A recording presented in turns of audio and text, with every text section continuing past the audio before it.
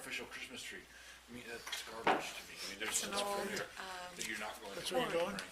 No. That's in the Kennedy County, that's an old story. I'll sign it after them. Oh, is that From the on the Senate. pit? He's the one that's got Well, the keys. What is that a picture of? It's a take care of it. reclaimed, I'll come get it, reclaimed probably next week. after they get done with the. I did, we're ready to start the meeting, the home? it's 1:30. Yeah. So I'll call the meeting to order. Roll call, Jim, Here. Terry, Here. Carl, Here? Lou, Here. I'm here, we're missing two.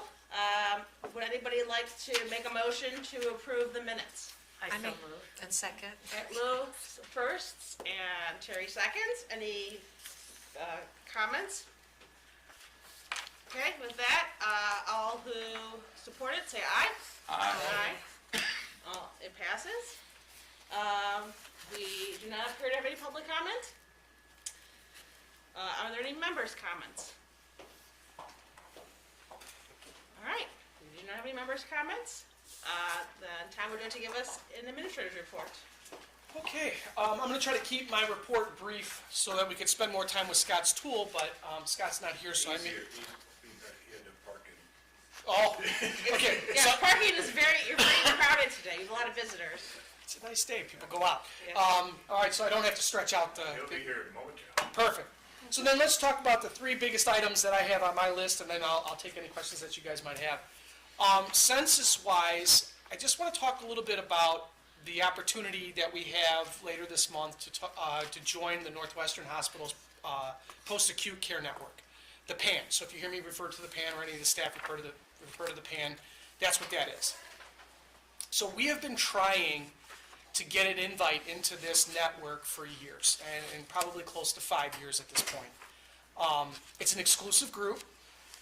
There's a lot of criteria that you have to meet, and it's along with most hospital networks, everybody is trying to narrow their networks that are in these provider groups so that there's not as many players. It's a little bit easier to control quality, readmissions. There's a whole list of stuff. So we found out that there were some changes at the hospital, reached out to them about, hey, we know you guys are going to be really re-looking at this. What are your thoughts about us joining in? Through some different email communications, we got the invite to meet with the hospital to provide our data, basically. And so there's a whole list of stuff that they want us to provide to them. So we're going to be doing that later this month. I would imagine that, because I know how my data stacks up with everybody else, that we should be okay. And then what that would mean is we would be part of a 3-facility referral list for a lot of the higher end short-term rehab. So not saying that if you're not in the network you don't get referrals, because we've been getting referrals outside of the network all along, but this moves you to the top of the list for more of the choice referrals that are a shorter distance in time and a higher value. This is a great opportunity for the organization. So a little bit later on, when I actually pull the data into a presentation packet, I'll send it to you guys just so you can see what we're sharing with the hospital.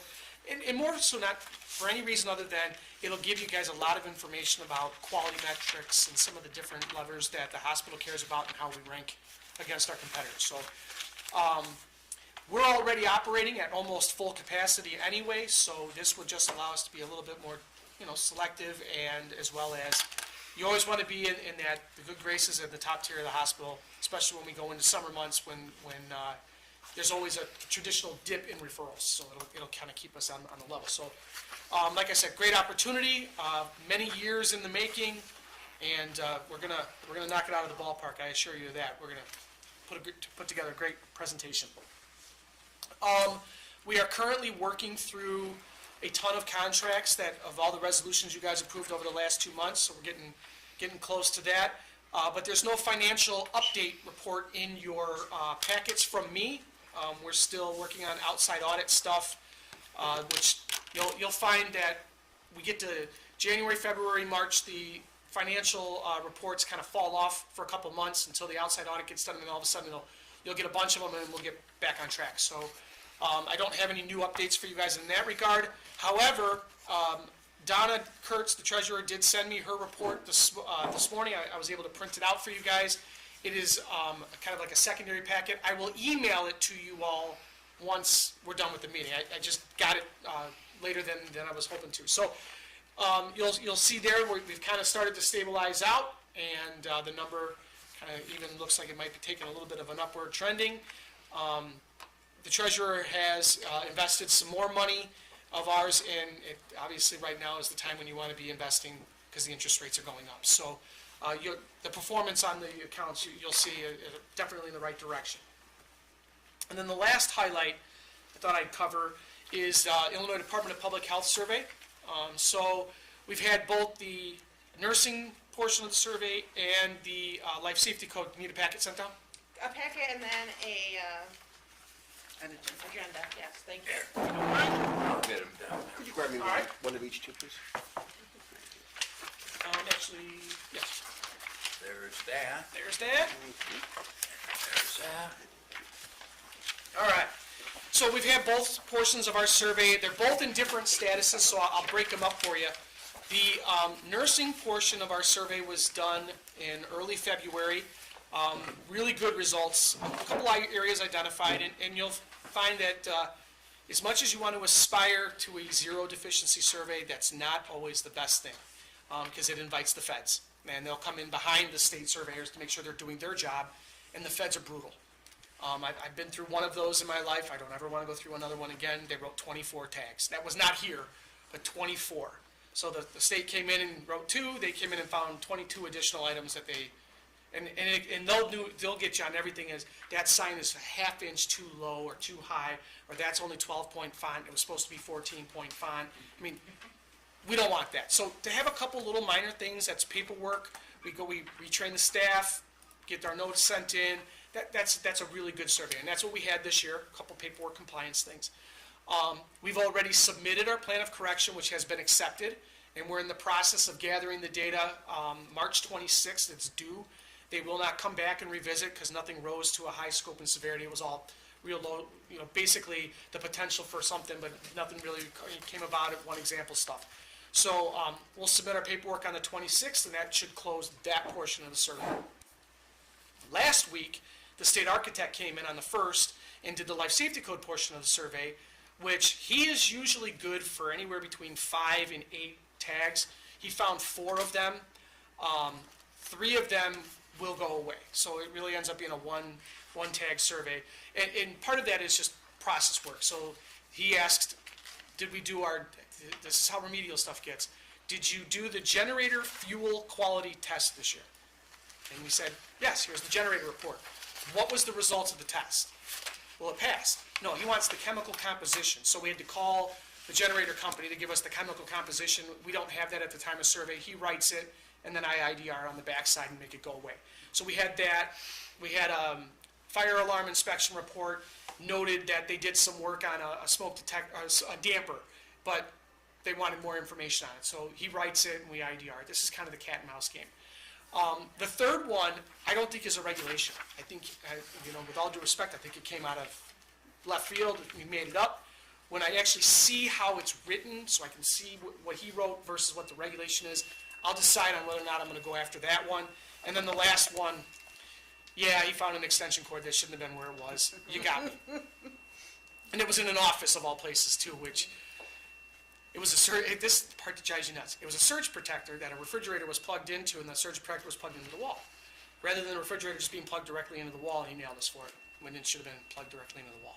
So they did not read your memo. And it did I not, read your memo. they did not read my memo. You're going to hear a phrase called control the controllables from me a lot. That's a controllable. That should never happen. Exactly. But if you got me for a surge protector that shouldn't have been there, I'd say we had a pretty good life safety code survey. That's very good. So all in all, good survey this year. We submitted our plan of correction on the life safety code side, but we haven't received a response back yet. It's still a little premature for the state to respond back. Same thing, it'll be all low scope and severity, so we don't expect him to come back out to make sure that the extension cord is away. I think he'll take a photo instead, which is usually how it works. So that one, we're pretty much done with surveyors in the building. So we'll close that out within the next couple weeks, and we're back in compliance, and we wait again until next year. So, just real quick, impact to 5-star. So just before the annual survey, our 5-star for the nurse, for the survey portion went from 3 to 4. That's just how it gets rebased as things around you change. I would anticipate that this survey, the results of it being as good as it was, will keep us at that 4, which means we are 5 overall, 4 for the survey, 5 for overall staffing, and 5 for RN staffing out of 5. So I would love to roll 5s across that board, but I'd say that we're doing pretty good. So, any questions on the couple items I covered at high level? So the only question I have, and I don't know, maybe this is for a future topic, but you gave us a lot of future legislation. Yep. Do you think that we should discuss now or at a later date how this would impact Valley High if and when it passes? How about we do it as it passes? So as a future topic, because I would hate to educate you on something that doesn't go through and then have that data in the ether, or if it changes. So Okay. the reason I gave you guys that, one, I know a few of you are policy wonks and like to read this stuff. But two, it's good information to see what all is happening behind the scenes that may or may not have an impact to us in the future.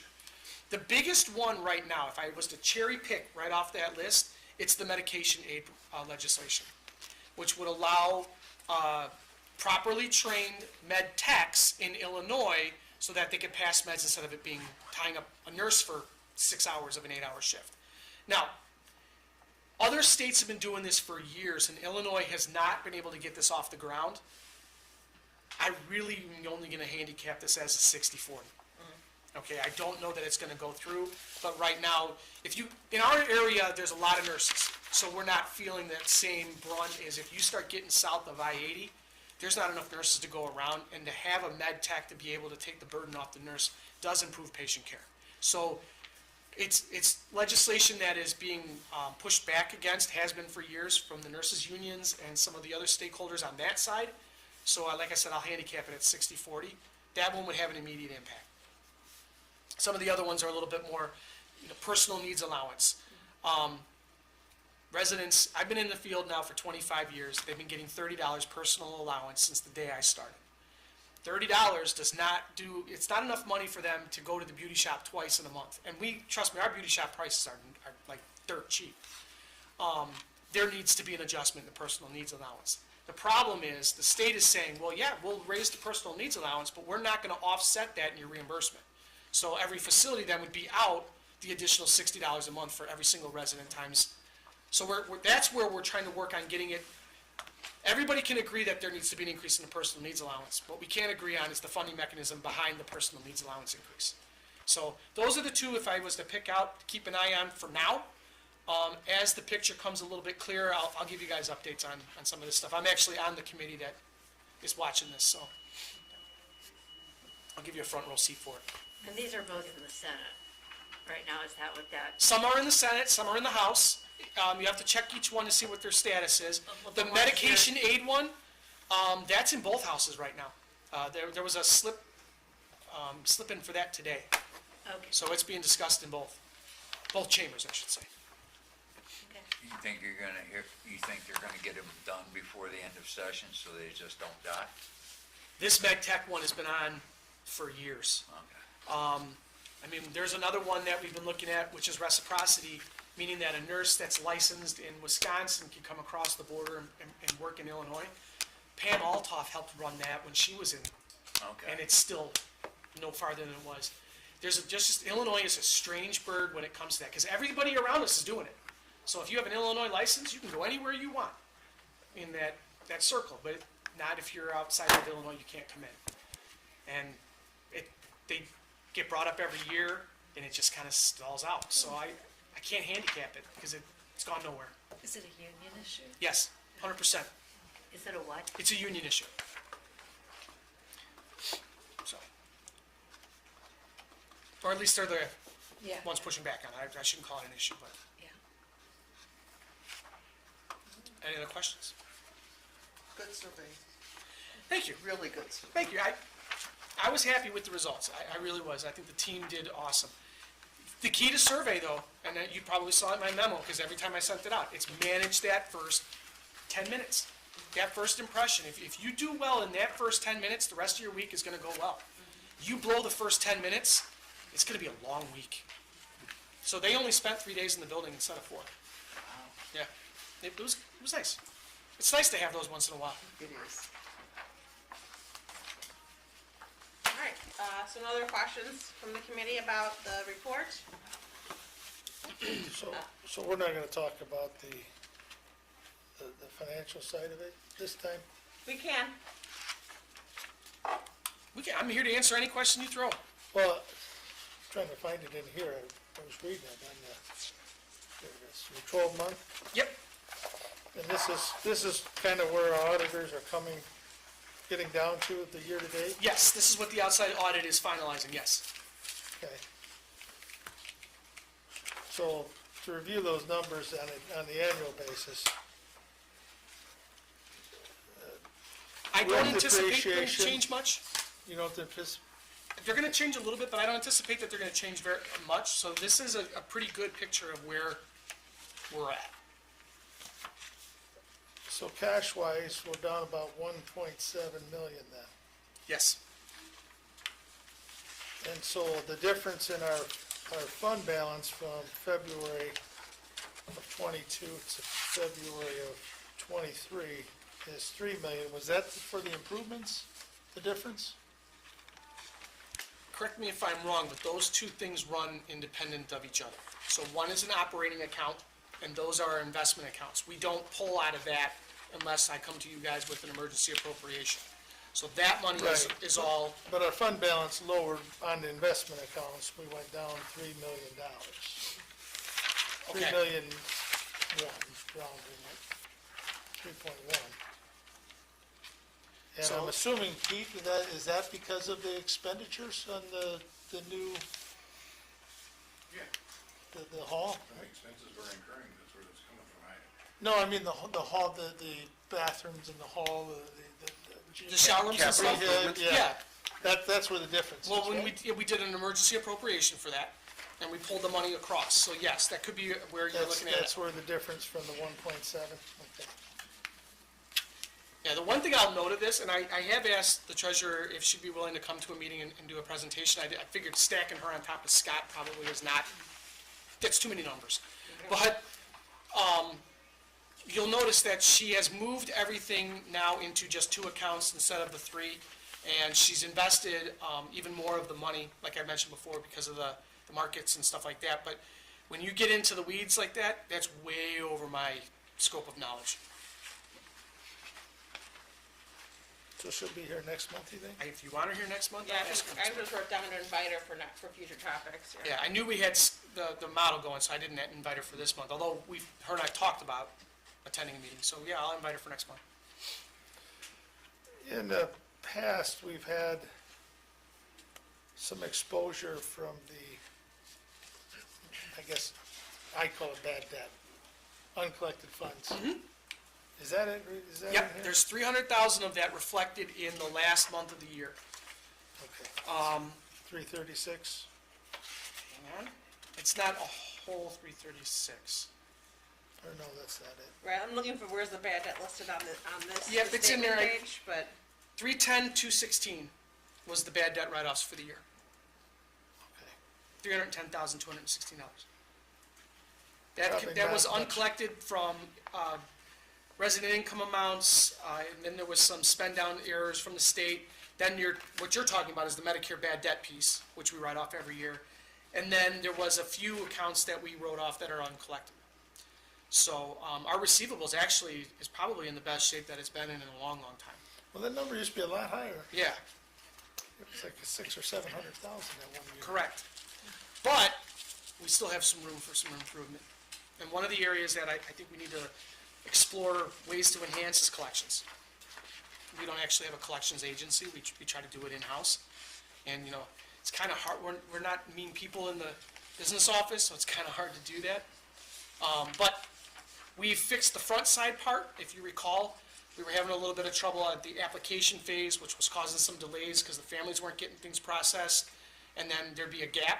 We've resolved a lot of that, and we've resolved a lot of some of the slow pace stuff through our internal processes. So we are in better shape than we have been.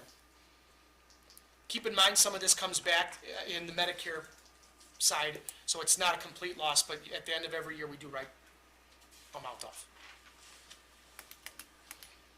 Okay, so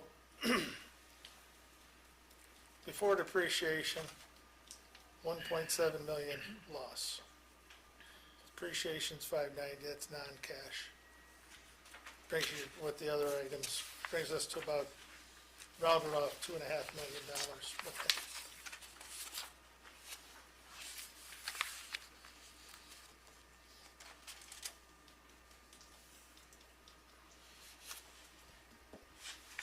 All right. What, Pete, where in there is, you know, we send up that, I don't know what we call it, it's the $500,000 a year that the general fund.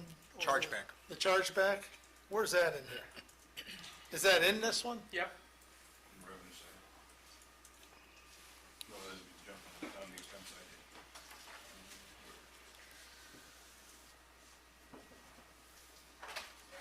You know, I'd have to ask Claire if she may take that and annualize it over 12 months, rather Okay. than you seeing it as a one-time hit. I know she does that with the insurance chargeback I as know. well, so she might take the same approach. I'm almost positive she does, because she tries to make it so that it's, presents the right picture, but I'll ask her about where she's putting that, and I'll get back to you. How about that? Sure, sure. Did we charge ourselves the full amount for last year? Even though we didn't prorate that? No, that wasn't implemented until this fiscal year. Oh, so we're doing it for just this year? Yeah, We didn't prorate that back. I didn't remember how we did that. That's correct, it was just moving forward. The only chargeback was just the insurance chargeback, which we've routinely done. That's what I'm thinking, and that's why I'm thinking she's spreading it out. Okay. I think it's in that one labeled indirect, the last one. That's the only place that makes sense.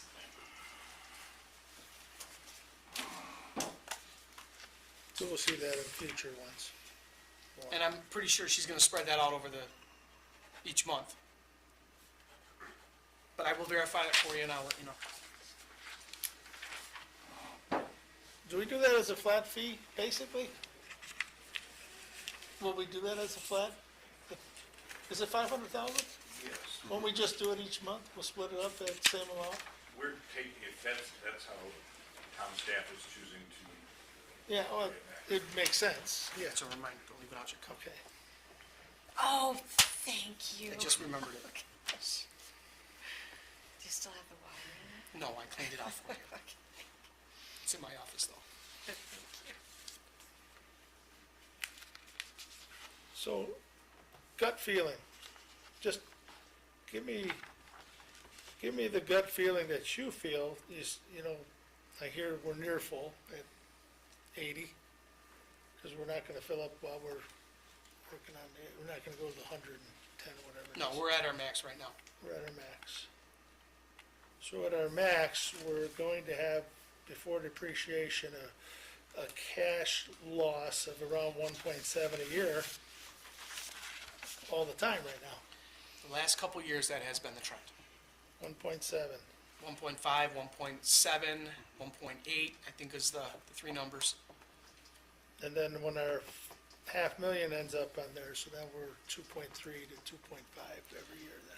Keep in mind, though, Of a loss. the impact of the tax rebate, when we pulled all of those investment dollars back.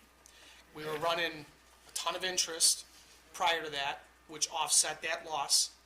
When we pulled all that money back, then we had to rebuild it back. Now, working with Treasurer Kurtz, she knows exactly what the history of that is.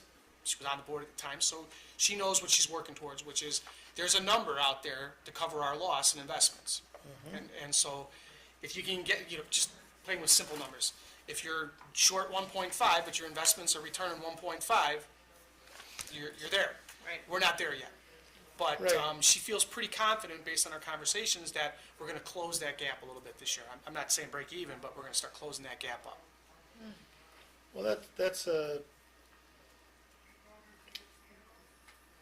a little bit of a concern, is that it's a reducing available funds to invest each year, so that's gonna be dwindling each year. I mean, you still gotta keep out your operating, which is what, about, did I say it's 13 million or 11 million every year for your you gotta keep as available funds. Okay, I think it's 15 actually that we keep on hand, right? yeah, 15. So she's got essentially 11, 12 million dollars to invest to get that return on. Yeah, and it's not all in 1 month chunk, it's spread out. Sure, So I that we understand. always have access every month to, Sure. you can It's explain really- it better than I do, Yeah. probably. So she takes a ladder strategy, so she has different investments that mature on different dates. But I'll tell you, just cash in the bank right now, she's getting about 4.7%. And I know this because I just received a statement for the Economic Development Fund, and, that's just cash sitting in the bank. That's not in any investment This instrument. interest rate thing is gonna help her tremendously. It is, and what you can even show you the data on the model, just over the past 4 or 5 months, the interest yield is substantially higher than it was. In fact, it's much more than double on a month-to-month basis, just on a cash basis.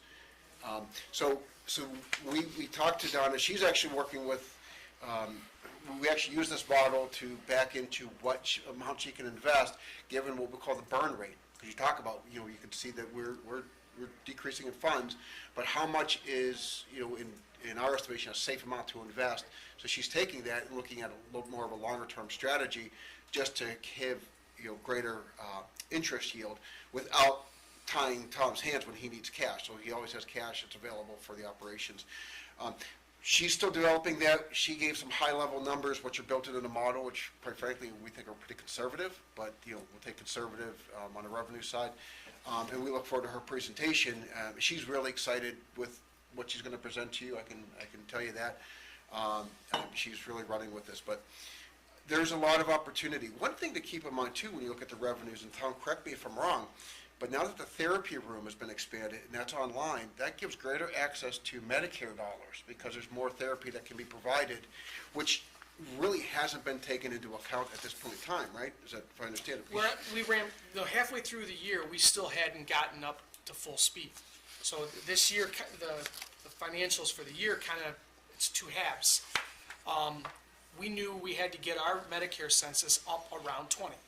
Well, right now, we're running right in that range, and we've been running in that range for the past couple months, and that makes the difference. That's fast cash, because the feds pay, and it's good money.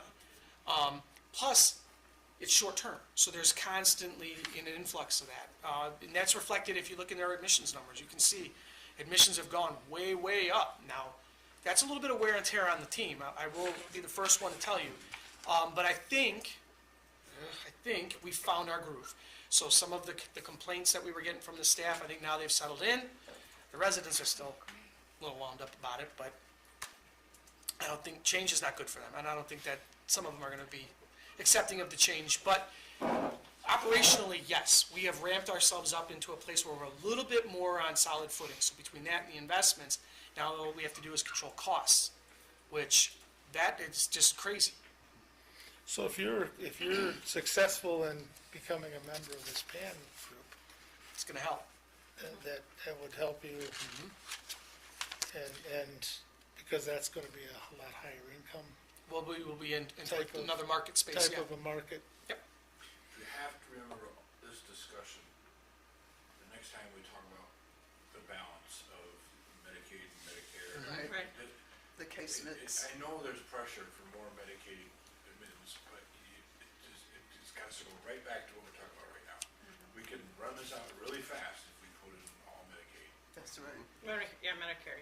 No, and Pete, I'm with you on that, and I used to not be with you on that, but I am with you on that, because I've been watching this number for the last how many years that I've been on it? 6.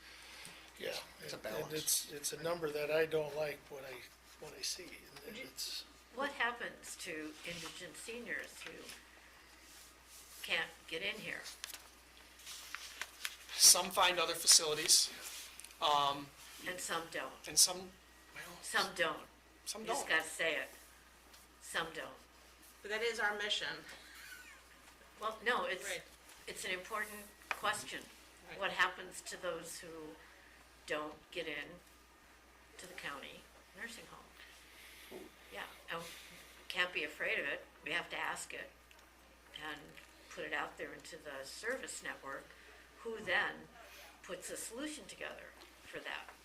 Who's responsible for that? You know, and I agree on that, on what you're saying. I agree 100%. But however, here's the issue. We're servicing 80 people a month right now. So if we run this thing out, you don't have a nursing home. You're just like DeKalb, where they sell it I'm not and disagreeing with it you. becomes private, and then they have nowhere to go. I'm not disagreeing. It's still a question to be asked. Sure, it's a question to be asked, but It's a both and. it's If we were in a world where we had access to staff coming out of the woodwork, we wouldn't be doing a little addition. We would be looking at how do we fill those needs. The problem is, how do you, even if we were to double the amount of bed capacity, you couldn't staff it. And maybe this is not your question. It's still a question. We have seniors in this county that can't get in here, and I'm not disagreeing with the balance and keeping the doors open and running this facility. And it's still a question that we ask. Who serves that? What is an innovative solution? How do we get it done?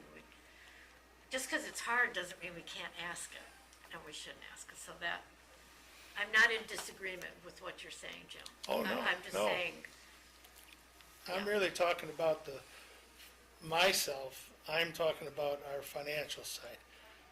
I voted against a lot of this stuff because I did agree with the mission, the original mission and everything. But I'm sitting there saying our overall mission has to be to make this program survive long-term without having to put a $3, $4, $5, $6 million levy. Because when we levy for Valley High, it takes away from everything else, mental health, everything. It takes away from it. So the idea is that we have to make this as sustainable as we can for as long as we can. And COVID really knocked the pants off of you, of your numbers.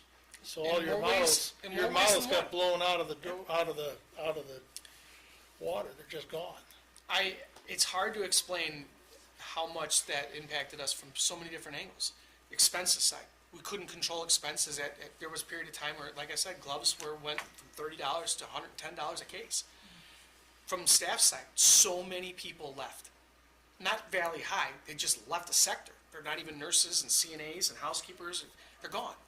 And then you take that and you add on all of the new regulations and all the new requirements, all the new expectations, and it just, COVID did take a significant hit, and then we lost the census, Right. fell out, so. And now you're into the inflation side of it and the interest side of it. It's good to have money in the bank instead of paying interest. I mean, it's using a lot less money is making a lot more income. I mean, if you had that, $20 million right now today, you would be in the black for, easily. We don't have that. but it doesn't change the question. Right, I mean, I think we do No, need to it think about doesn't. No, policy. it doesn't. But that's not my question on that. That's not my question. My question is sustainable long-term. The bed mix helps that sustainability, and I know the board changed that. What was it, 3 years ago we changed that, the bed mix? It Actually, I think it was longer than, might have been longer. It might have been when you it was did pre-COVID. it's when they did the rebate. Yeah. It was Same time, same COVID. meeting. It coincided with that. It was the same meeting. You did change the bed mix when you did the rebate. 18? If my numbers are right, I think we did that in 2018. And we say the treasurer changed to 2 bank accounts. Was that the one that always hung out there, the $6.7 million as a separate? It was always separate on the statements. There was We're looking at here, we can look historically, a year ago, you had $4 million in number 2 account, Harvard State Bank. So that was the number 2 moving down. account was the Valley High refund amount. Yeah, so that's. So as that's it was been being put back, drawn yeah. down from the rebate, now what happened in the last month is it was closed and shifted back to investments. Okay, So that's why you saw it kind of coming down, and now it's gone. yeah, I was hoping they did that a long time ago. But you did answer my question. There isn't anything. So that's the answer to my question. Thank you. So, I mean, part of the things that we can think of as committee members is policies that we think that makes Valley High sustainable and also address the needs of the seniors in the Well, county. it might not be this body's question to ask. It's not. That is what I, It's you know, like it might be the senior services network of all. It's the state of Illinois. Well, it's whoever, but The- that, I mean, let's just be honest. If you want to change the private sector's acceptance of Medicaid, you have to pay $1 for $1. Just start there. Because nobody in the private sector who has a bottom line to make or stockholders to answer to is going to say, yes, I'll take that 85 cents on the dollar and I'll do that times the scale of 100. They're not going to do that. So yes, the question is what happens? I don't know. yes, thank you. But That's whose it. responsibility is that? Valley High can't solve that problem as much as I would love to. Not I on get your that. own, no. No. It's a community Because you can problem. only hold 80 people. But I do try to solve that problem in my other hat. So, you know, Right. Would you say 60 people out of our 80 are long-term residents? yeah, That's 60 out of 80. yeah, absolutely. And do we have any? It's real simple if you just take the short-term rehab, Yeah. those are, subtract it. and subtract it from there. But do we have a goal? Do we purposely keep a certain amount as long-term residents versus? We're right where you're seeing it, 60-80. Or 60-20, sorry. 60-20. 60-20. 60-40? 60-20. Yeah, right, 80, yes. So Oh, 20 you're not short- doing percents, you were doing numbers there. I was doing numbers, yeah, Yes. yes. So our first floor is all short-term, and if it's full, we're right around 20. We could move on to the sustainability tool, if there's not any other questions for the report. No, because with our conversation we just had, the sustainability tool, it makes it more understandable. I hope so, and All I right. appreciate that Then introduction. we'll move on to Great the, segue. we'll move on to you. the sustainability. Does it make it a little easier to see? tool. A little bit?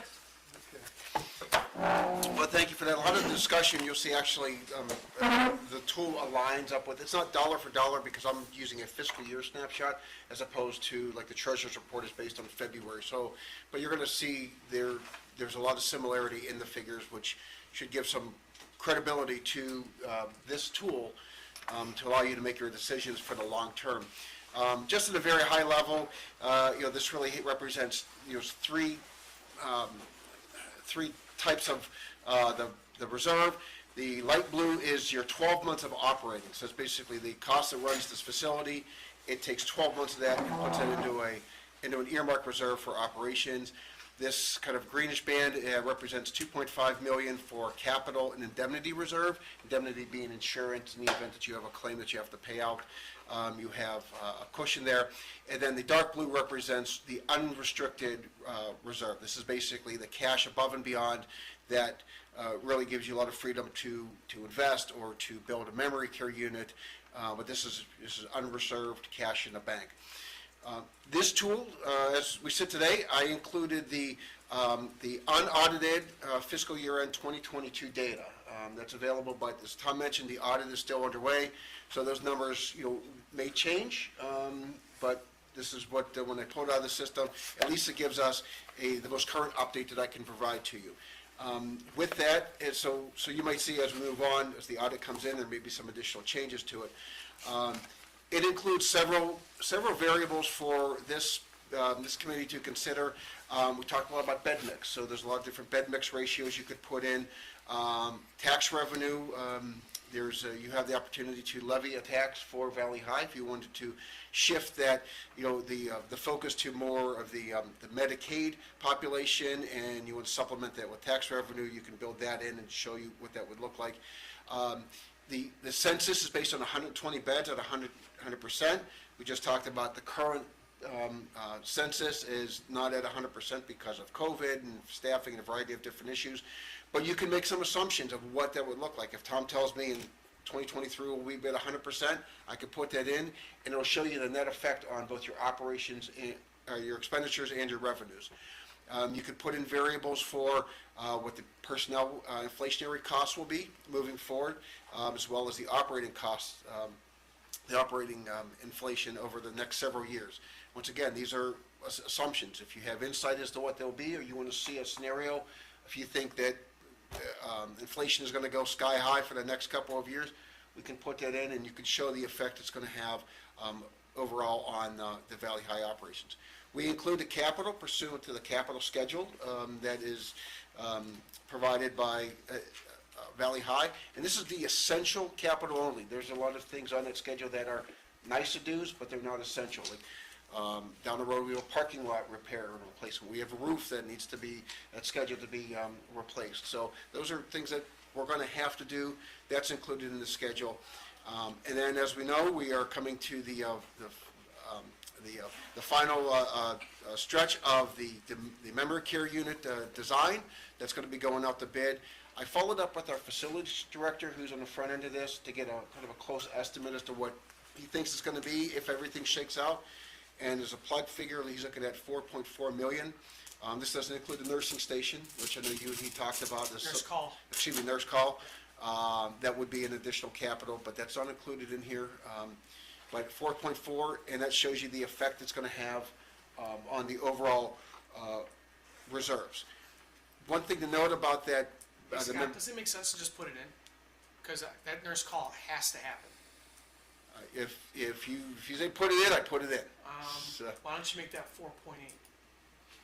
okay, all right, let's just pull this So up. one of the things that we're gonna need to do, and we're gonna tie in with this project, is our nurse call system has to be upgraded. The system that's in right now, they no longer make parts for. So as call stations go down, we're finding that we're having to kind of rework it. Since we're gonna be tearing out the unit and the nurse's station is involved in it, it makes sense that this is the time, if we're gonna upgrade the system, we do it, and we do the whole house. And we tie some other systems in together, so it's separate, but we're gonna tie it together, so I would include it. I just did, and if you saw that line just tick down a little bit, that reflected another $400,000 coming out. And so for this year, for this presentation, I added another year. The previous one you saw stopped at 2026. I extended out another year and changed out the calculations. So it puts all those assumptions, or as we affectionately call them, the levers, on what goes into Valley High and the effect it has on ultimately the bottom line. As we sit today with the current case mix, which is at 70 Medicaid, 20 private pay, 30 Medicare, these are the targets, and right now we're at 80% of that target. You can see that the fund balance over the next several years ticks down. I think Member Kearns was just talking about that. Each year it's losing money, and you can see we're at 2027. We kind of hit what I'll call critical mass. When you reach the two reserve bands of operating and your capital indemnity, this is really where decisions need to be made. If you want to be sustainable, you don't want to move beyond this point. And so that's what this tool provides you is, when does that happen and what can you do to then right the ship, if you will, or make a correction in order to keep it sustainable. So that's the whole purpose of this, is really to give you that piece of information. Everything put into the mix, blend it up, when you spit it out, where does Valley High stop becoming sustainable under the current mixture, and what can you do, or what scenarios can you put in place to adjust that? Now, here's a little bit of to talk about bed mix a little bit. What was our previous bed mix? It was 80-20-20. 80-20-20. So if you were to plug 80-20-20 in that right now, if they watch the dark blue on the top, if you chain that in right now today, boom, where did they go? You're out of money in 25. You're levying right there. You have to levy right there at that point, at least. Yeah, and so then you would determine what that appropriate levy amount would be to right the ship. And I'm just guessing, so, I guess 2 million? fairly Yes, quickly. 2 million, yeah. Right, because you're losing 1.7 to 2 right You now. actually probably can. What even was do- the levy when we first passed the referendum that the county residents said they wanted to support? I think the first year was like 3 million, then the second year was at 6, and it remained at 6 until about, homing to this 2013 or so. 12. 112, right, and then we started to walk it down to 5 million, 4 million, 3 million, and then to basically nothing. mean, they're maintaining an excellent position with no levy since The building was paid. 14. The building was paid, being paid for in 2013, 2012. Yeah, but the emerging demographics are alarming in terms of, that the largest percentage of the population growth in this county is people over 65 who are financially challenged to can't live on Social Security, have very little savings. What will happen to Valley High when that happens, when it hits so, yes, and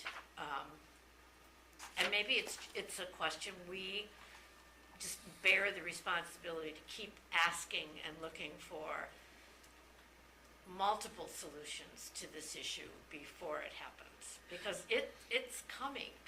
Do we have demographics data on that, Yes. on the aging population Yeah. and the Yes. economics? And what does it forecast out to?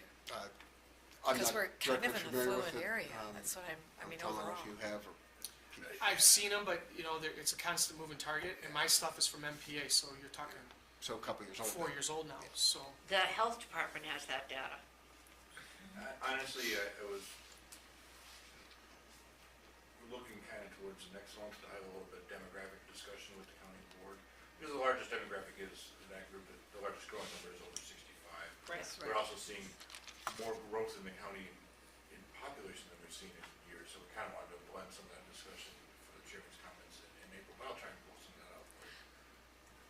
Because I'm wondering, Lou, like, how many people, as they're aging, don't want to stay in this weather, and they leave the state, and so that changes, and It does, but so. this is a growing, they're not really leaving.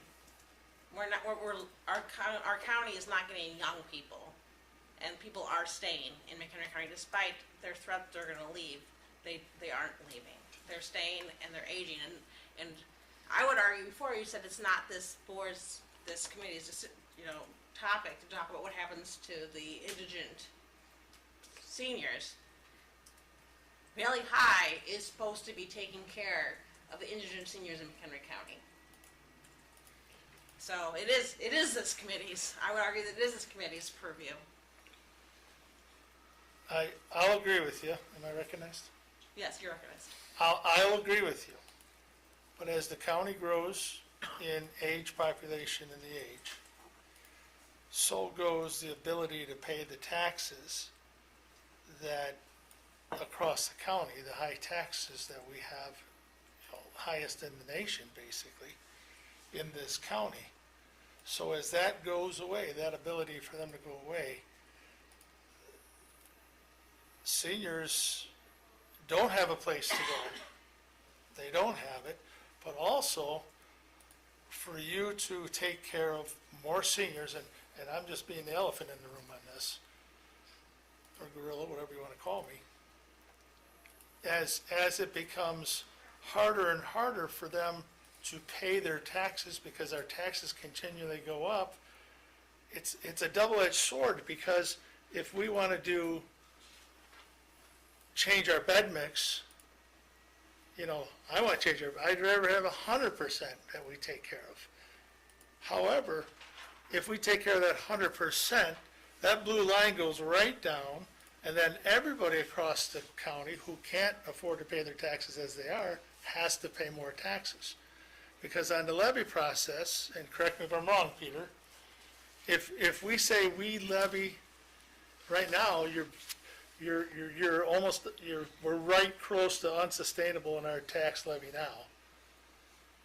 But if we go to the path of we start levying $4, $5, $6 million, $7 million for Valley High to take care of that extra 10%, okay?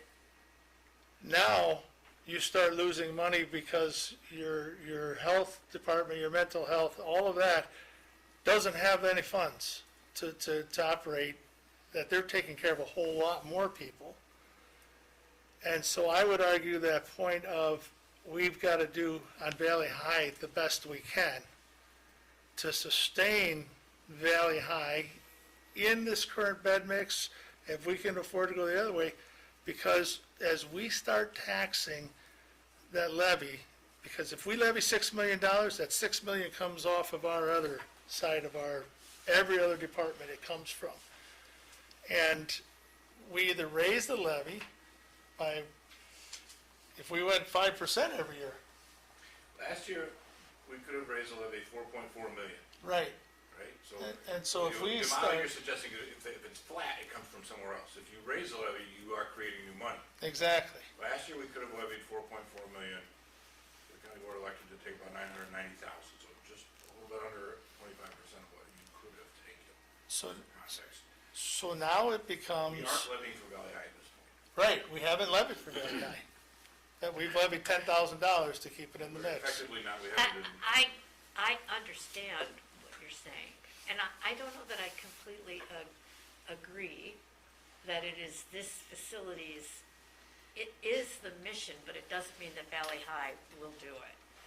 I think it means that the community of providers who serve seniors and meet those needs come together and take a look at how can individual communities support seniors who don't, that's what I'm saying, and maybe this is where the leadership says to their continuum of care around elder care, this is a growing issue. What ideas do you what do you think you can do to fill the gap that's gonna grow? Because you can't do it here.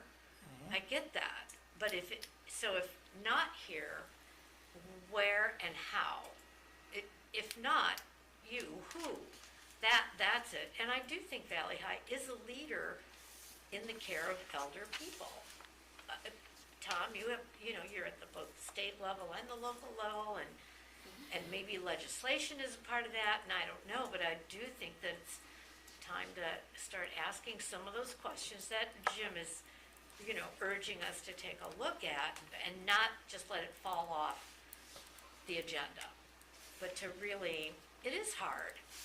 Where do you get the money? How do you fund it? Who does it? I mean, but doesn't mean we don't take a look at that, because I'm looking at this, I see the same thing you think, and, Put that back to them if you want. This is wife code, I can Right. tell you right now. That's a And I'm ring. looking, as Scott changes the model, I'm not sure all of us can see what numbers you're changing, so you change the tax levy to say 4 million in 2024? Yeah, 4.4, right?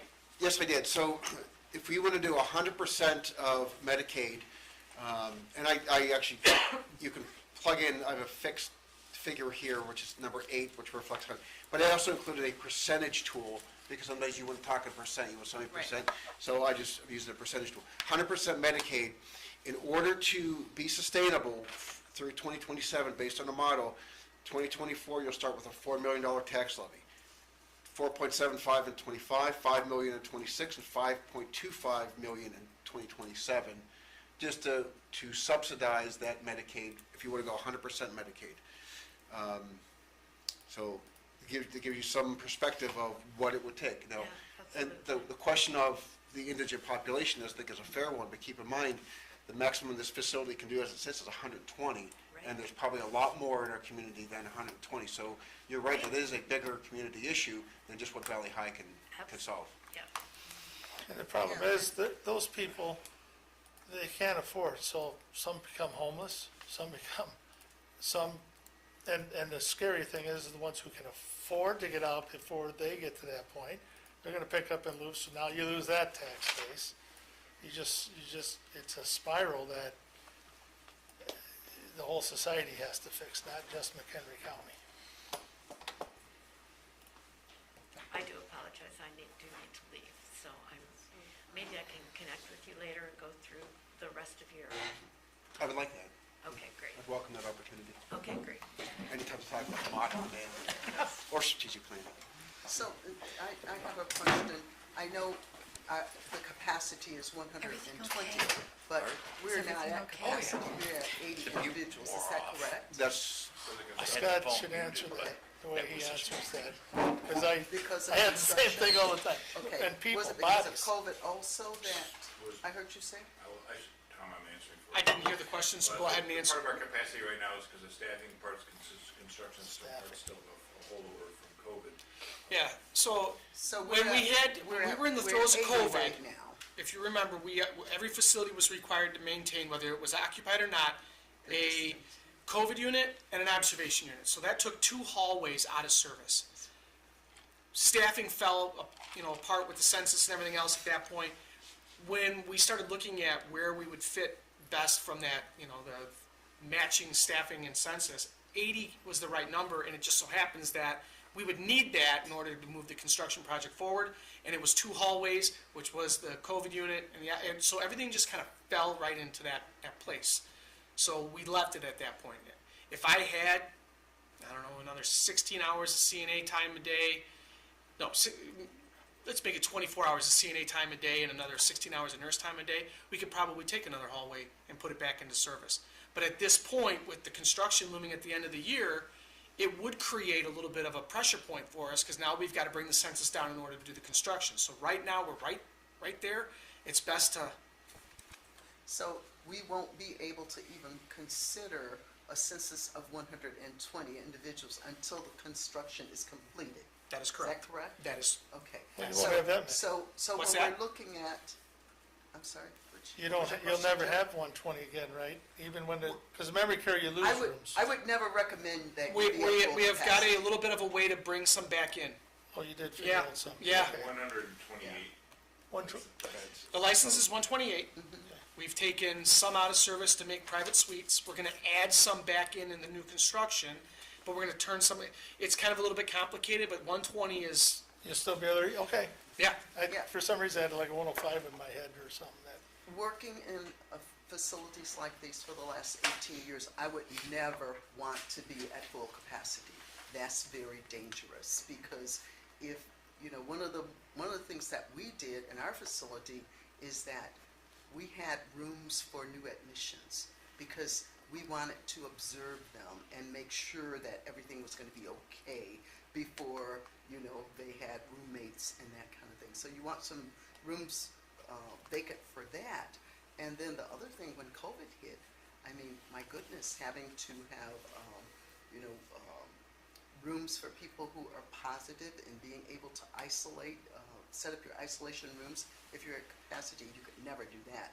And COVID is just one example. We have other things other epidemics that we have faced. We've always tried to say that full is too short of the number, right? So that way you always have an isolation opportunity. Somebody goes to the hospital, comes back with C. diff, you gotta isolate, That's right. So we don't, there's been days where we've been at 100%, but normally it's 98, 99, because there's always somebody coming in, somebody coming out. You have a bed, that you've already given to somebody, the hospital holds them because they decided at 5 o'clock in the evening to pull labs, and the labs don't.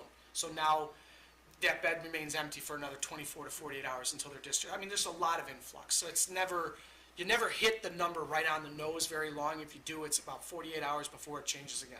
So the reason I'm asking this question is because when you're doing this model, you're plugging in 120. Well, I think, can you see where I'm circling on the screen? I know it's kind of far away, but this I is, can't see it. 80%. yeah, so 80%.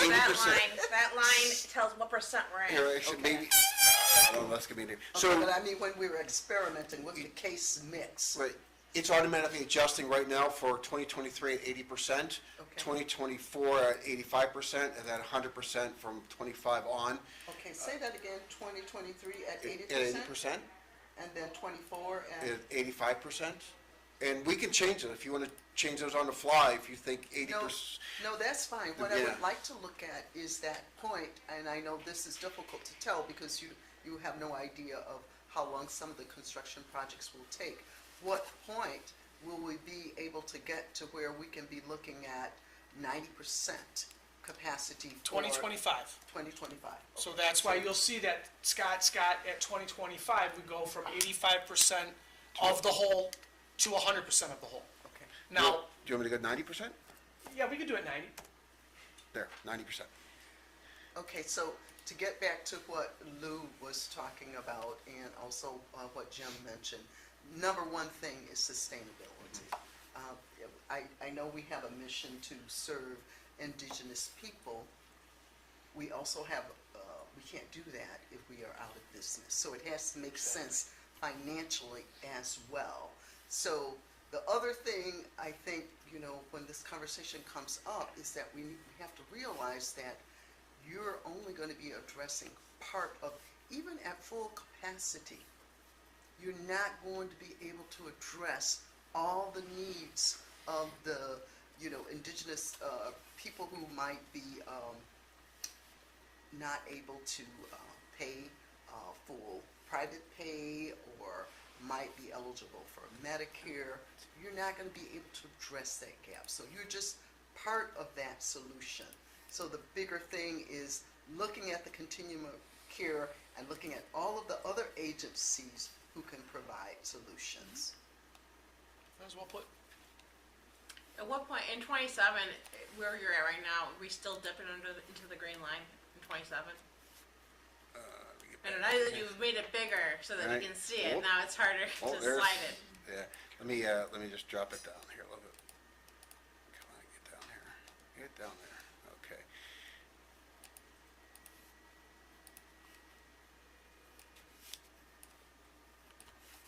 So, as I made this 90%, you could see we dipped down a little bit into that line. Into where, like I said, where, beyond the point where you wanna be. And that's with 100%. Well, that's only going for 2025 at 90%. And the way that to build into the model, it's a direct straight line reduction in your revenues, because 90% of your revenues, but it's a half reduction on your expenditures, because you have fixed costs that, it's not a 90% reduction in your operating costs. You have to take into account the fixed versus variable. So it's a greater impact on your revenues than it will be on your operational costs. Your operational costs will still stay a little bit higher. You don't have a levy in that right now, right? This is zero. This is current case mix, zero levy. Okay. Is that current case mix, or I thought it was 100%? No, I changed it back to the C, and we could put it into, could be 100%, or we could. Right, and- so and- that top line, Mike, is you can't see it now, but he has a whole list on the side of what different Right. case mixes are. Yeah. So that top line is which case mix is using, and then the Yep. percentage is the percentage of capacity, Okay. yeah. Yeah, so, So do you take into account future years, private room rate increases, Medicaid potential increases, or is that just taking today's dollars? I don't remember how we factored that. yes, I do. Yeah, I do. we asked that question before, yep. and you said you did. Yep. And that goes into, the case mix revenue. What I built in is, just an inflator, so we're at, in fact, 325 was the last one, so I built in additional revenue based on that private pay increase. And now that goes into, your private pay and any undesignated, but we don't use undesignated anymore, previous model, so it takes that into account. And then automatically increases in my revenue calculation with that. Scott, Yes, sir. question. Just a simple guy here that's a blue collar, but in 2019 to basically 2022, we look good, fat and happy. Then in 22 to 23, we're taking a nosedive and crash. What changed? Why can't we go back to having the high value? What is it gonna take to be bringing in revenue? 120 Because days. if you start taxing the people, you ain't gonna get money, because we're taxed enough. Two things. Number one, operating costs have gone up, but number two, COVID, it was a big impact because we were down significant in our census. But your slope is trailing that we're never gonna be making money again. That's kinda how it looks to me, Well, it was trailing. like a through it- crash dive through the into the history, ground. We've never made money, Yeah. With, to speak. The blue was a buffer of tax levy that we had. this We was had a lot of tax levy. This We was built all up a lot of money from tax levy. unreserved cash in the bank. It's, Okay. so right now, even with this model, it's showing zero tax levy, and at 2026. I gotta look at yours, I Yeah, can't see okay. that. Yeah. Comes out in At 2027, it's still showing that you have Yes. $16.6 million in the Basically bank. broke compared to Well, what you no, were there. not broke, 16.6 million in the bank, but you need to designate that 12-month operating revenue plus that indemnity. So it's money, it's in the bank, but you don't want to touch. Right. Now, the year-to-year operating costs, are separate and apart from that. This is only just the cash in the bank. But without this cash in the bank to You to got no sustain it, wiggle room. you have no wiggle room, so. And Pete brought up a good point. Keep in mind that from 22 to 23, you're pulling out 4.4 million for a memory care unit. And in 2018 to 2019, that's the rebate being reflected. Right here. So Valley High rebate That rebate, and the memory care. So theoretically, we could go to 2027 without a levy and still be okay. I would argue you can go past that. Yeah. You're Right, just gonna I- have to look at your variables. Okay, I don't wanna jump too I mean, far with ahead. the idea, remember, the county board got a hell of a lot of criticism when we were back here. It was too much money. Right, that's right. There was a lot That's of- right. So how do we got sold this slowly morning and it walk, wasn't for because it. it's where you wanna be.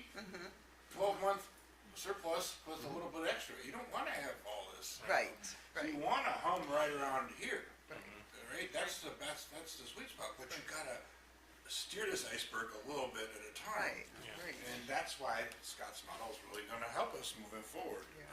It's a Because very we got a lot of criticism when Right. we had too much money. So this investment that we're making is gonna help us get another revenue source to help this mission continue.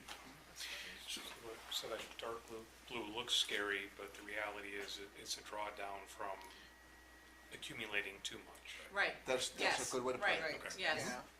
Thank you. Yep, and then We just need to be above the green. Yeah.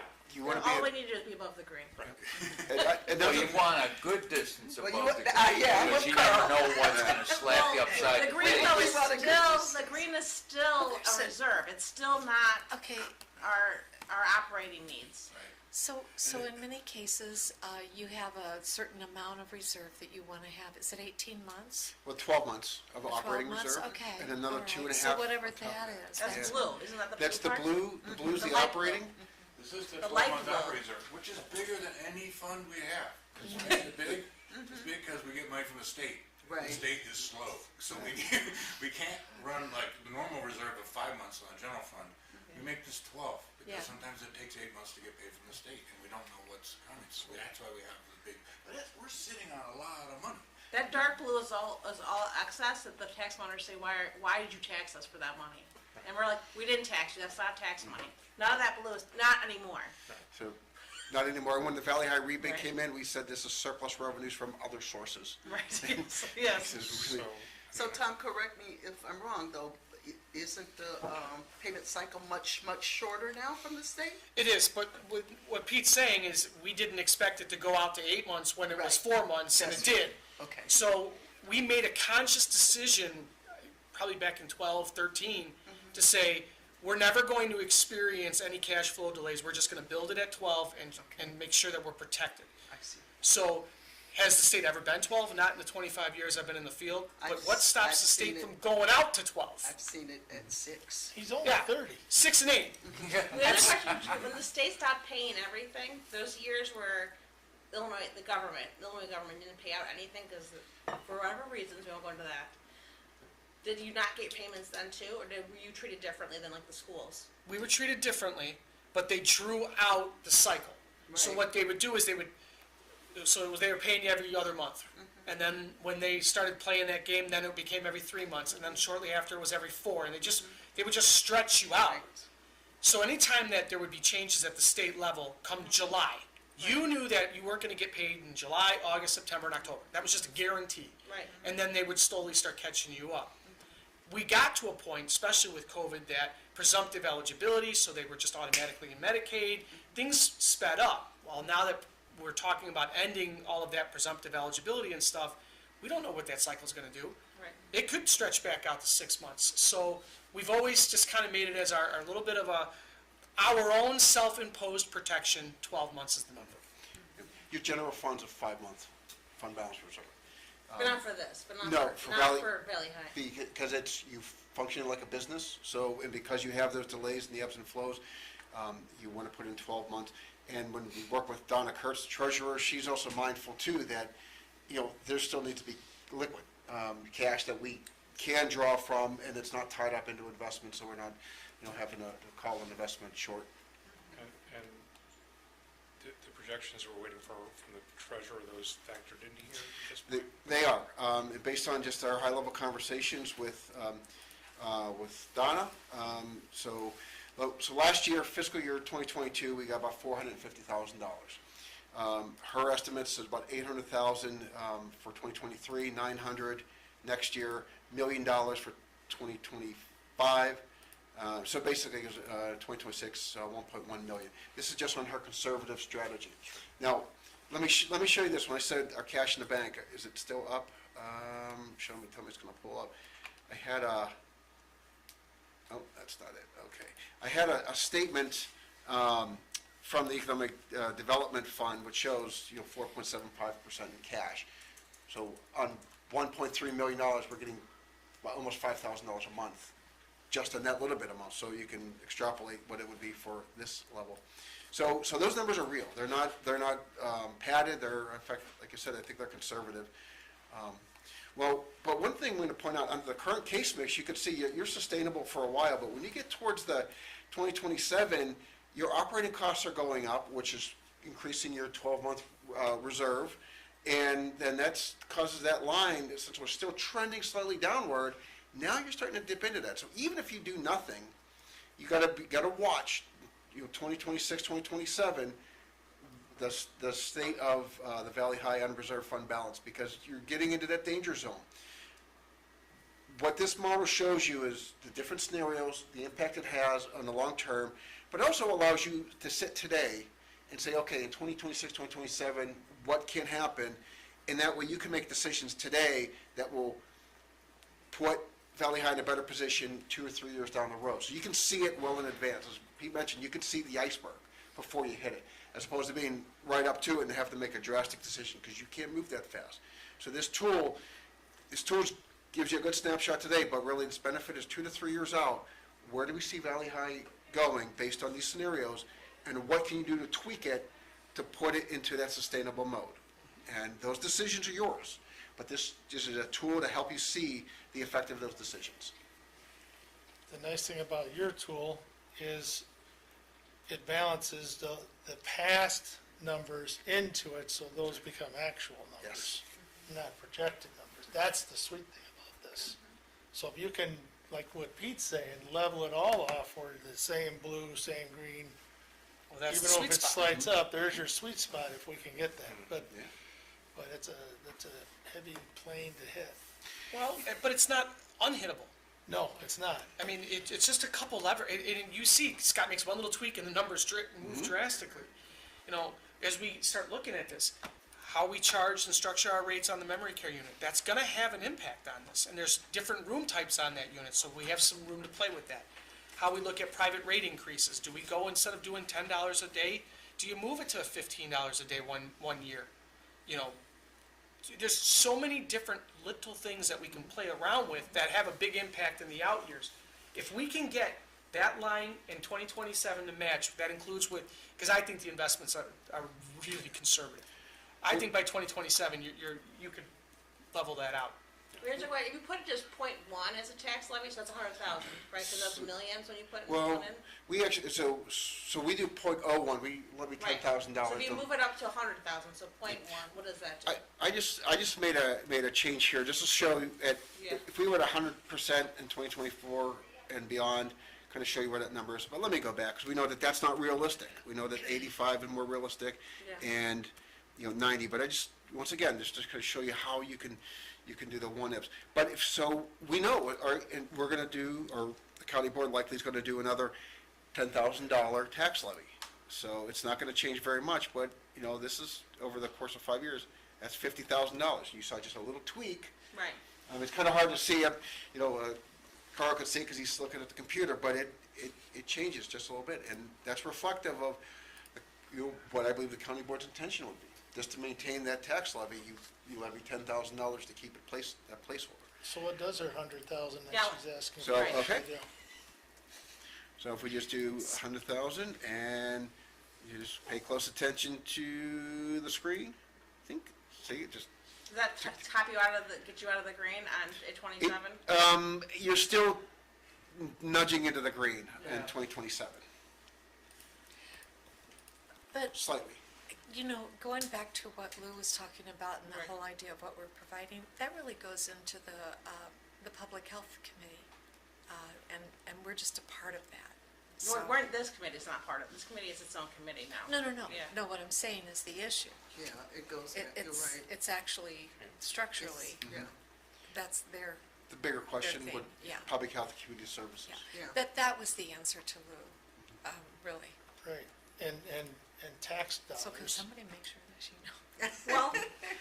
So I mean, the thing is that our committees, we do have a committee structure, but ultimately, all 18 of us are responsible for what happens to the county residents. So I am very hesitant to say, that's not our job. Oh, no. No, but Yes. what I'm saying is when you look at how Right. they've structured Yeah. the board function, the different organizations in the county, it's under that public health committee to look at, you know, I was talking about the demographics and all of Right. that, and that's not us, it's them. So, anyway, I mean, I'm glad, But if we can I'm glad that prevent, it's identified. to your point, if we can prevent taking too much of a levy with Valley High, the rest of its service is a whole lot Yeah, more there's the so higher much more. numbers Yeah, that you'll be taken away from by exactly. taking a $6 million levy for us. I'd love for Valley High to take $6 million, but we can't. Right. yeah, and Terry, you're right, It got us in the trouble public last health time. is really the umbrella for coordinating, or it should be. And- I and- think and we're looking doing at that what's for happening to the coordinating population and all the- of these services that deal with, continuing care. Forecasting. Well, home and community based. I mean, that's where the federal government is really trying to push everybody, is home and community based. So if you're talking about how do you impact people outside of our 80 beds, that's an area that you might want to focus on, because the hospital would much rather discharge them to home than discharge them to another healthcare facility. Okay, but we have to point, so I'm looking at when do we get out of the green? So what would it take under the current scenario? Now, once again, there's this is all based on current projections with revenues and expenditures, and census. But let's say if that holds true, let's put in 0.15 in 2024, 1.5 in 2025. I don't think that's gonna make us out, is it? Ooh, cancel this, I'll do that. Cancel, come on. There we go. Yeah, not much. You almost need to do, it almost looks like, Yeah. $200,000 in 2025, and let's carry that forward. That slightly puts you out of the green. You're still touching it, so let's do 0.25 and 0.25. Yeah, so $250,000 in 2025, or sorry, 2026, 2027. Yeah, you'd ramp up a tax levy just to keep up with the inflationary factors, the operating costs, Right. personnel costs. Right.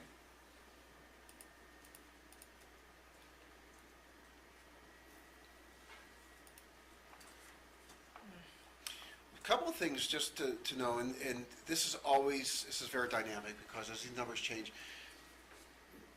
we have estimates for the memory care unit, but we know the memory care unit really can be a revenue generator for Valley High just because of its Medicare potential. We talked about the therapy room, as that, builds in and enriches the revenues.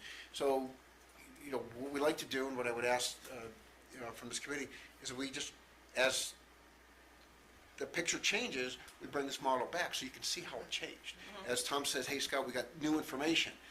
Put it in, and I can show you that new information, because, once again, it's always what we know today, what we can assume, what we can expect, what we can plan, what we can forecast, but every day that's going to change. And you always want to be looking forward, and if all of a sudden things go south, let's say the state comes up with a new policy that really adversely affects Valley High and its revenues, you need to know that, and we can put that in a model, and you can see it, and you can say, okay, what do we need to do today to make us sustainable in 2 to 3 years? So this is always going to be that dynamic tool for you, and it's always that you're available. And we'll keep updating it as we learn, as we know, as new information becomes available. The other question I have is, when we change the cost of private pay, does that have any effect on what Medicare and Medicaid ends up paying? Nope. No, they tell us what they're gonna pay us. Yep. Yep. We have no drivers over, not even the insurers, the Medicare Advantages, that's all set by, MedPAC and, what's the other one? There's one other group that, the acronym is escaping me, but it's the Medicare and the Medicaid portion that decides that, out of CMS. Just make one final note. Yeah. We know that the member care unit is gonna be moving forward, and you're gonna have to make a decision on the contracts. This contemplates, 4.8 million, including the nursing call station. That should give you a good reference point, so depending on where those bids come in, if they come in at $6 million, because I don't know where they're gonna come in, we're pretty comfortable with this number, but you could plug that in, you can make a decision as to whether or not, this is what you would do, or if we have to make some value-based decisions. So, but this really will show you how that member care unit will fit into the overall Valley High reserves. So, like I said, we're just based on where we see the industry going, where we see costs going, construction costs, 4.4 is, I think. That's from the architects too. From the So, I mean, that architects, wasn't so- just us pulling a number out of the air. We asked them last call to give us a number. Obviously, we can't hold them to that because we haven't put a bid out on the street yet. But engineering, construction, all of that, using their numbers, they came up with a 4.4, and then there was 300 and something thousand for nurse call. And then there was another alternate, which we might want to consider, which was a little bit lower cost, which was the deck. We've talked about that, where you add the deck onto the second floor to allow for some outdoor space. So, I might be able to bring at least some of that preliminary stuff to you guys next month. We have a call tomorrow to talk a little bit more high-level budget stuff before we get it out on the street. So I wouldn't have the bids back by then, but at least the bid request documents so you guys can see what it looks like. Okay.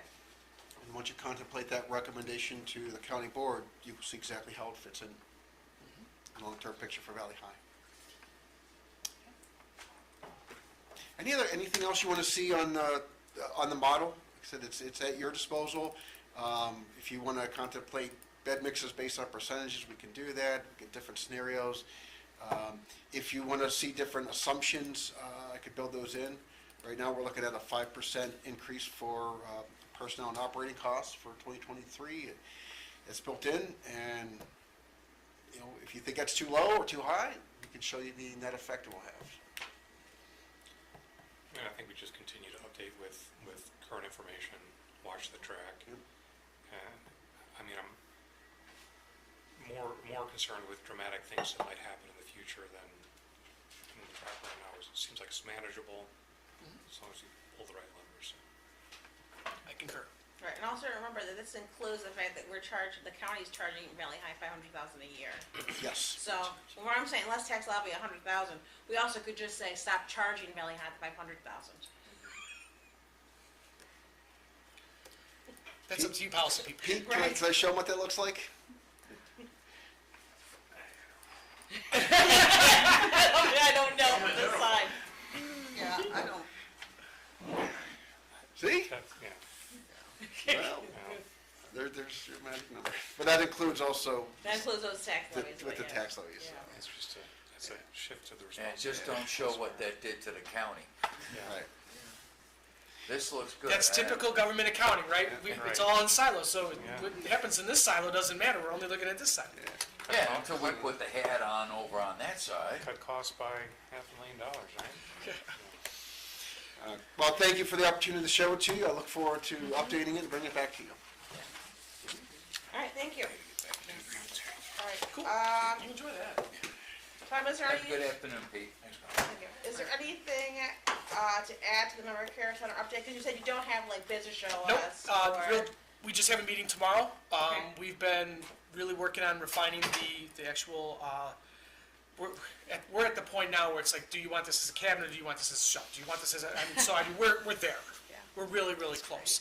So, maybe tomorrow I'll be able to give you guys something a little bit more, if they give me some drawings, I'll just email them out to you guys. But, within the next couple of weeks, we're looking to try to move something to purchasing for the next steps. So, it's moving. Right, are the new I'm realizing I'm the only old member here right now. Are the four of you familiar with what the memory care update is supposed to look like? Like, I think we maybe covered it a little bit on our I included first the meeting. preliminary draft in last month's administrator's report as well.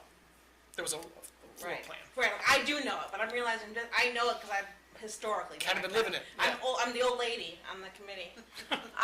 Which is funny, right, because I'm not actually that old.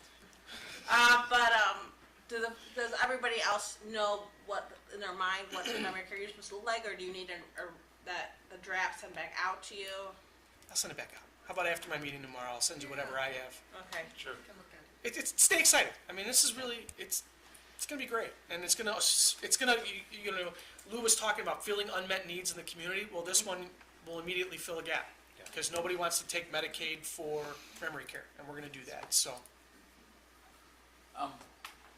Minor, minuscule problem, but you said the nurses, call station. Mhm. How long is the one that's been there? 15 years? Okay. And how long is the one that they're putting in? 20, 30 year? I haven't even gone into the 15 bid years process. to me is, that's not even worn in. I can't speak for what they put in when they built the building. Right, you So had I no- can't tell you, did they go top of the line because they're figuring it's a 25-year system? Did they go middle of the road because it was I can't speak to any of Okay. that. Technology has And changed you a said ton. that was what, 300,000? About 350 Okay. is what they're projecting. But if we can loop patient security into it, now we're saving money on the patient security side, because every time we buy a wristband cube for Yeah. someone who might have a wandering risk, it's $110 or $125 a cube. Well, those expire within a year, so we're spending a lot, so let's get it all pulled together, and I'll be able to give you an apples to apples and all of that, because obviously we don't want to do it again. Right. So when we say nurse call station, is that like the red button over there? Yep. Okay. Yep. In the bedrooms, Yeah. they can, push the plunger alarm. In the bathrooms, they have the call cords, shower rooms. Imagine all that has to be wired still. Actually, the technology now is, Does it allow for? there's a lot of, if we're gonna make a jump, Yeah. we're gonna jump all the way up. Okay.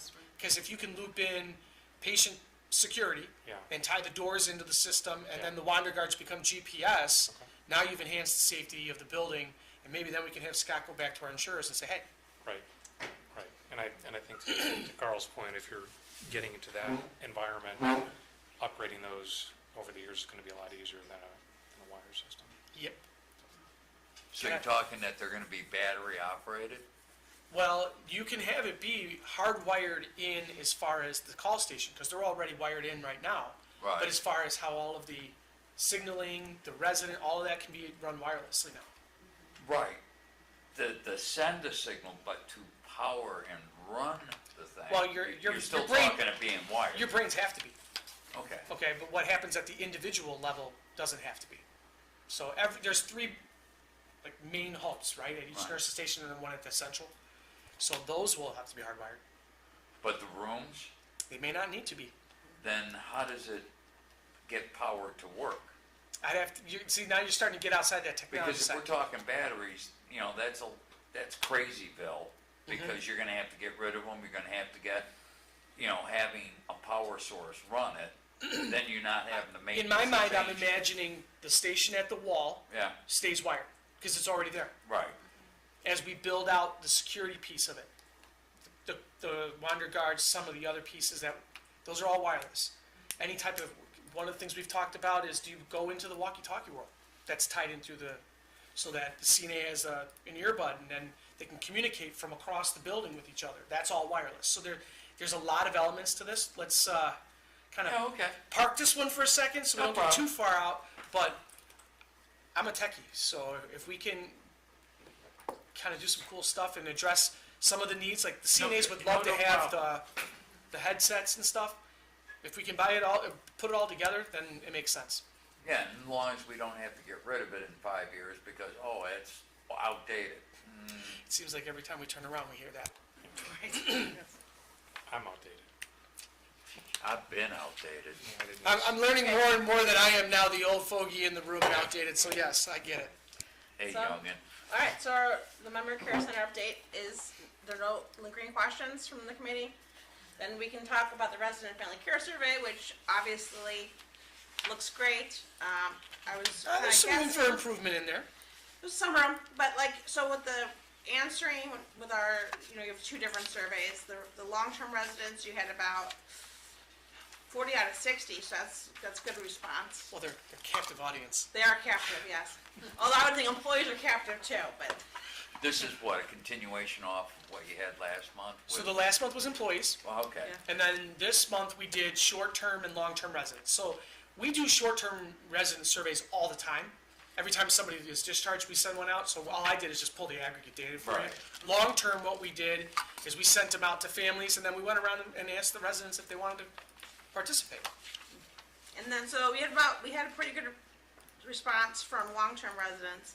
What kind of percent response do we have from the short-term residents? I'd have to ask Tara, but it's probably gonna be around 50%. It's not, they're not captive audience. Right, they're Once not. they go They out left. that door and we send them the survey, well, that could be something that maybe we try to do a little bit more like the day before they discharge, but one of the questions asked is, how was your discharge? Right, they don't Because know. that's really important, they wouldn't know that yet. So I'm not sure how we tweak that.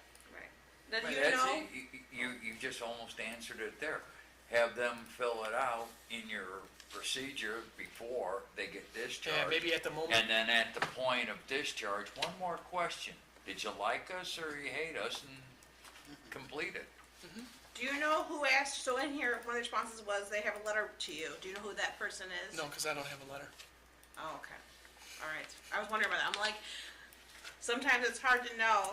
Now, I have a family member Yes. who has sworn that she is, because she tells me, I left you a message, why didn't you call me back?